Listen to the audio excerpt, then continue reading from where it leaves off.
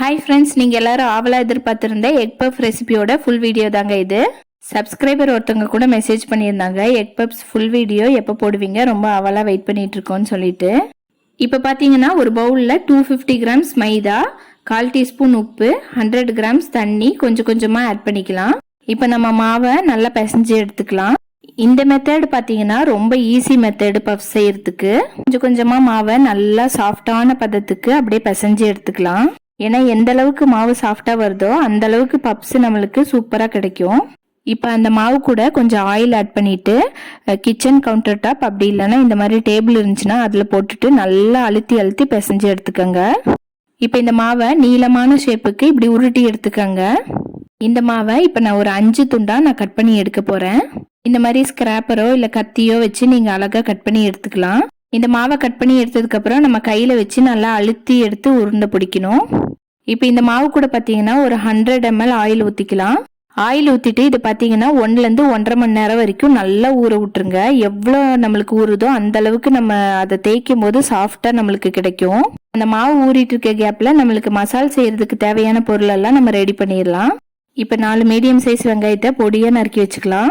இப்போ ஒரு பேனில் ஆயில் ஊற்றிட்டு கொஞ்சம் சோம்பு, நம்ம கட் பண்ணி வச்ச வெங்காயம், கருவேப்பிலை, உப்பு, மஞ்சத்தூள், மிளகாய்த்தூள், கொஞ்சோண்டு கரம் மசாலா சேர்த்து நல்லா வதக்கி விட்டுருங்க.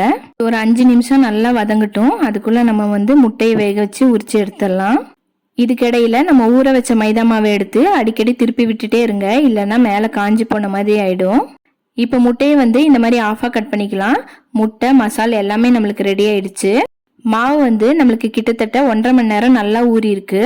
இந்த மாதிரி ஒவ்வொரு மாவையும் எடுத்து நல்லா டேபிள் மேலே எவ்வளோ உங்களால் முடியுமோ அந்த அளவுக்கு விரிச்சு விட்டுருங்க. இடையில சின்ன சின்ன ஹோல்ஸ் வரும், அதெல்லாம் ஒன்றும் பிரச்சனை இல்லை. நம்ம க்ளோஸ் பண்ணும்போது அதெல்லாம் மறைஞ்சிரும். எவ்வளோ தின் லேயராக நம்மளால விரிக்க முடியுதோ அந்த அளவுக்கு விரிச்சிட்டு இந்த மாதிரி 4 பக்கமும் மடித்து எடுத்துக்கோங்க. இப்போ அவ்வளோதாங்க, நம்ம பஃப் பேஸ்ட்ரி ரெடி ஆயிடுச்சு. இதுக்குள்ளே மசால் வச்சுட்டு நம்ம க்ளோஸ் பண்ண வேண்டியது தான். இப்போ 1 ஸ்பூன் மசாலா எடுத்து வச்சுக்கிறேன். இப்போ முட்டையை எடுத்து மேலே இந்த மாதிரி திருப்பி வைங்க. வச்சதுக்கப்புறம் 4 சைடும் இந்த மாதிரி ஆப்போசிட் சைடில் க்ளோஸ் பண்ணிக்கலாம்.